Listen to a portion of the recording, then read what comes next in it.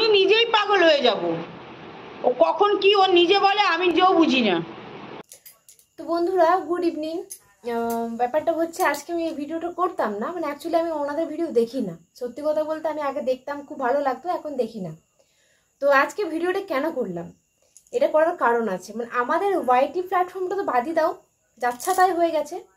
তার সাথে সাথে মানুষের বিবেক, মান, ইজ্জত, সম্মান সমস্ত কিছু এই টাকার জন্য মানুষ মাটিতে মিশিয়ে দিচ্ছে। কিভাবে টাকাটা আমি ইনকাম করব।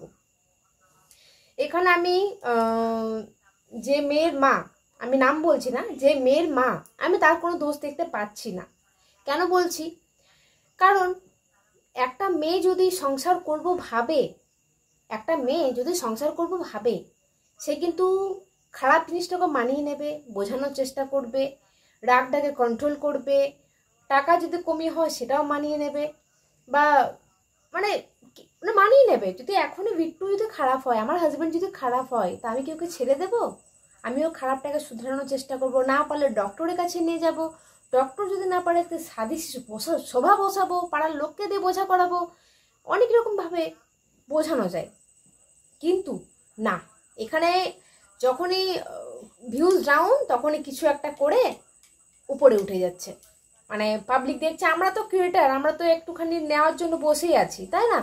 আমরা তো এগুলো দেখার জন্য বসে আছি যে কখন কোথায় কি হচ্ছে। আমরা প্রত্যেকটা ক্রিয়েটারের কথা বলছি, আমি নিজেকেও বলছি। আমরা তো সবাই বুঝি যে কখন কোনটা নিলে আমাদের চলবে, কোনটা নিলে আমাদের দৌড়াবে, আমরা তো সেটা বুঝি। তো এরা কি করছে, সেটা ফায়দা নিচ্ছে।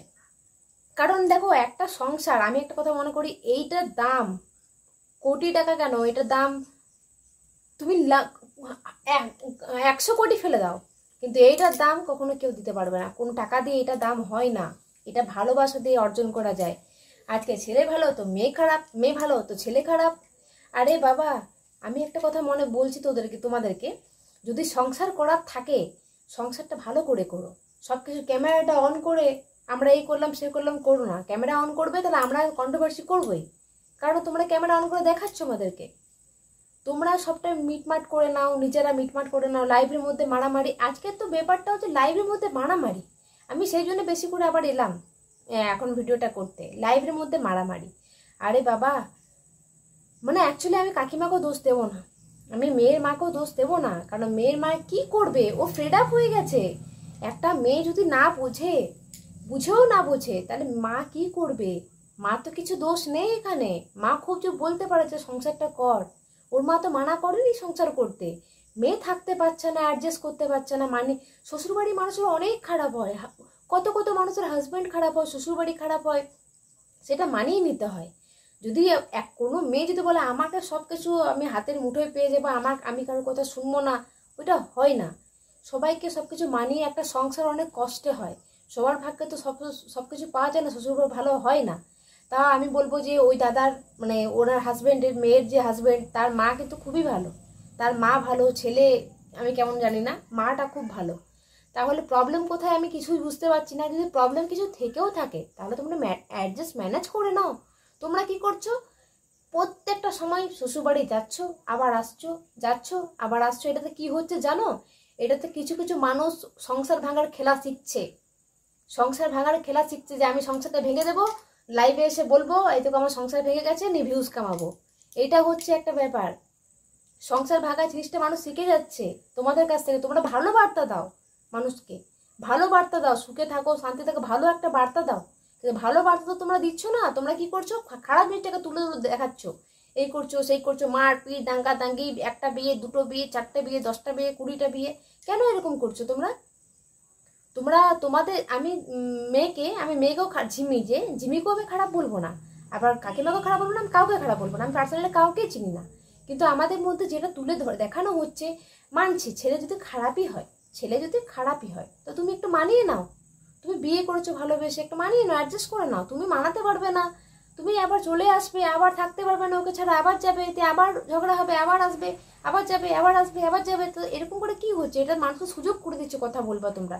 তোমরা যদি এখন বলো যে আমি তোমাদেরকে স্ট্রাইক দেবো, চাইলে তুমি দিতেই পারো, কিন্তু তুমি যেটা দেখাচ্ছ পাবলিকলি, সেটা সবাই আজকে আমাকে স্ট্রাইক দেবে, কালকে অন্য কাউকে দেবে, কতজনকে দেবে তুমি?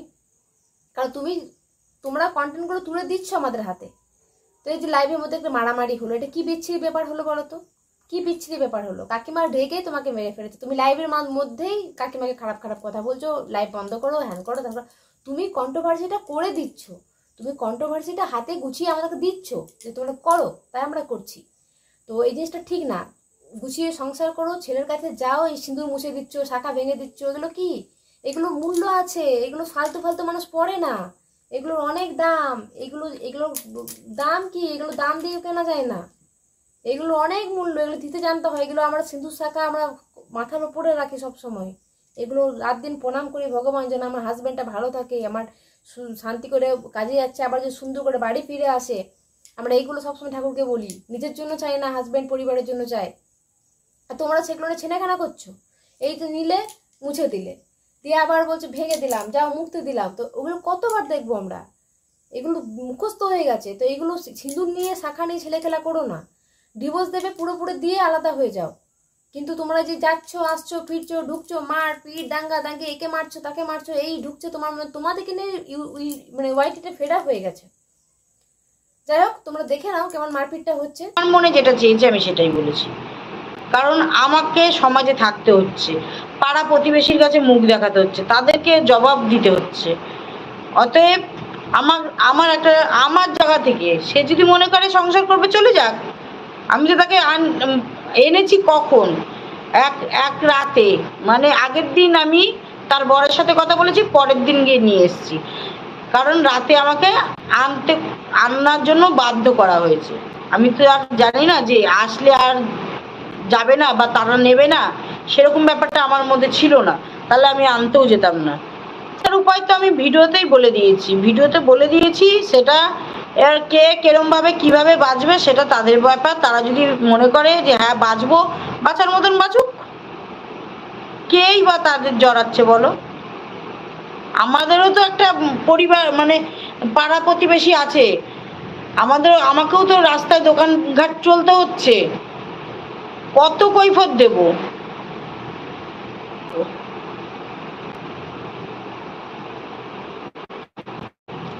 আমি দেখতে পাচ্ছি না, তুমি তো ভালো জানো কখন যে কি বলে। একদম আমি নিজেই পাগল হয়ে যাব। ও কখন কি ও নিজে বলে আমি নিজেও বুঝি না। কোনো সময় বলে আমাকে ডিভোর্স দিয়ে দাও, কোনো সময় বলে আমি এইগুলো নিয়ে বহন করতে পারছি না, আবার কোনো সময় যখন আমি ঝাঁপিয়ে পড়বো তখন আমাকেই ঠুসে মারবে।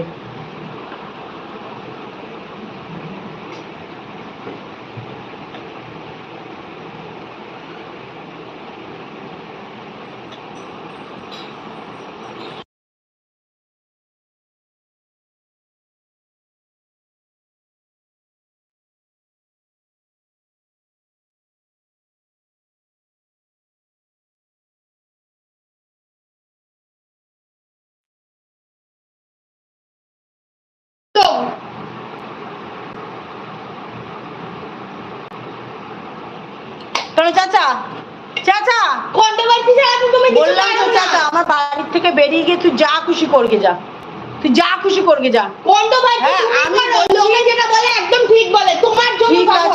আমি বলেছি আমার বাড়ির থেকে কিছু চলবে না, তুই আমার বাড়ি থেকে বেরিয়ে গিয়ে তুই যা খুশি করবি, তোর যথেষ্ট বয়স হয়েছে, হ্যাঁ তোর যথেষ্ট, তোমার কুটবুদ্ধি আছে, তোমার সুবুদ্ধি নেই।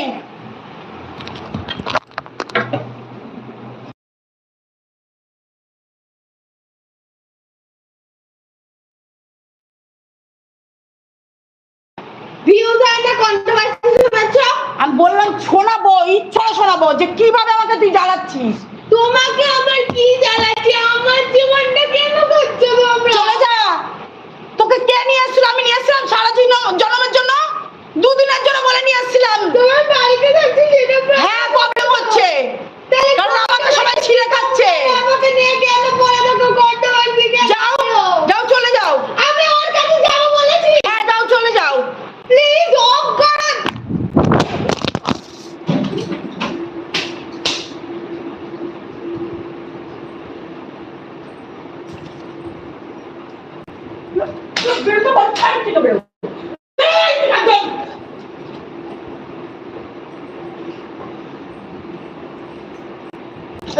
যতদিন থাকবে আমাকে জ্বালিয়ে পুড়িয়ে শেষ করে দেবে, যতদিন থাকবে।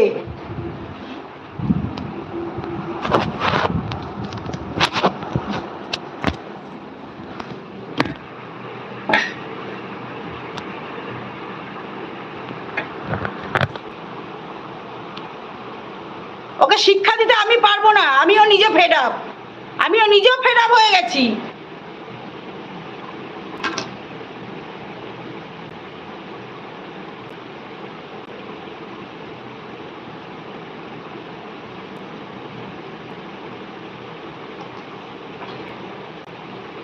ওকে বলে নিয়ে এসেছিলাম দুদিনের জন্য, এসে ঘাটি গেলে বসে আছে। অত স্বামী স্বামী সব যখন চলে যাচ্ছে না কিসের জন্য?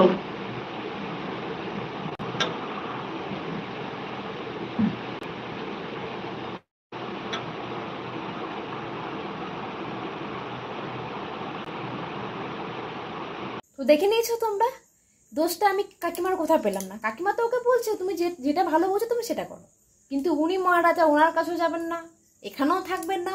এখানে এলে ওখানে যেতে ইচ্ছে করে, ওইখানে গেলে এখানে যেতে ইচ্ছে করে, ওইখানে গেলে মারা খারাপ, এখানে এলে ও ভালো। মানে মানে ওয়াইটিটাকে মানে যাচ্ছা তাই করে দিয়েছে, যাচ্ছা তাই করে দিয়েছে ওয়াইটিটাকে।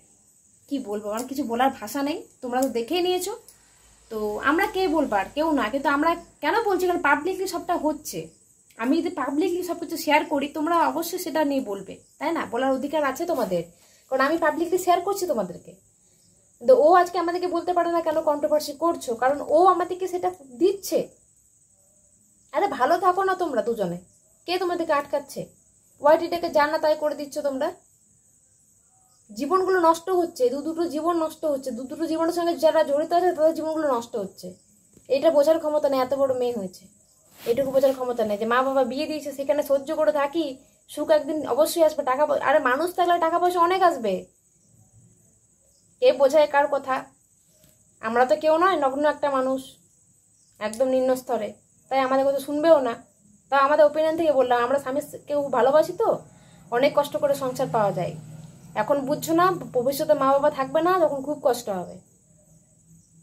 ছিঁড়ে খাবে মানুষ, তো তোমাকে ছিঁড়ে খাবে। তো চলো বন্ধুরা, টাটা।